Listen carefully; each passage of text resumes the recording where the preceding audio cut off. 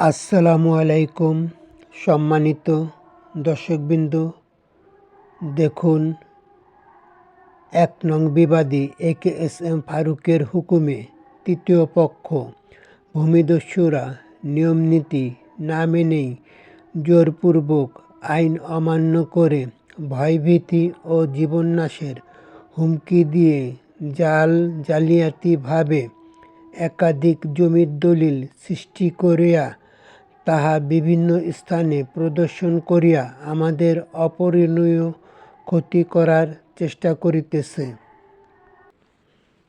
Civil revision নং ২২৬৫ তারিখ ২৩/০৫/২০২২ ঢাকা মহামান্য হাইকোর্ট স্ট্যাটাস কো মেনটেন করার আদেশ দিয়ে মামলাটি মঞ্জুর করিয়াছেন। উক্ত আদেশের বিষয় বিবাদীরা অবগত থাকার পরও বর্তমানেও আইন অমান্য করিয়া একের পর এক বহুতল ভবন নির্মাণ করেই যাচ্ছে।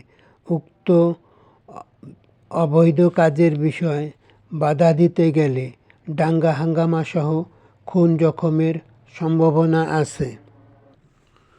বিজ্ঞ নির্বাহী ম্যাজিস্ট্রেট আদালত ফরিদপুর সদর পিটিশন ৭২/২০২৪ ও বিজ্ঞ সদর সহকারী জজ আদালত দেওয়ানী ২৭/২০১২ নং মামলায় বিবাদীরা আদালতের প্রতি সম্মান না দেখিয়ে একের পর এক বহুতল ভবন নির্মাণ করেই যাচ্ছে। কিছুতেই বন্ধ হচ্ছে না ভূমিদস্যুদের অবৈধভাবে বহুতল ভবন নির্মাণ করে দখলের চেষ্টা করা। এই দুর্নীতিগুলো কি কারো চোখে পড়ে না?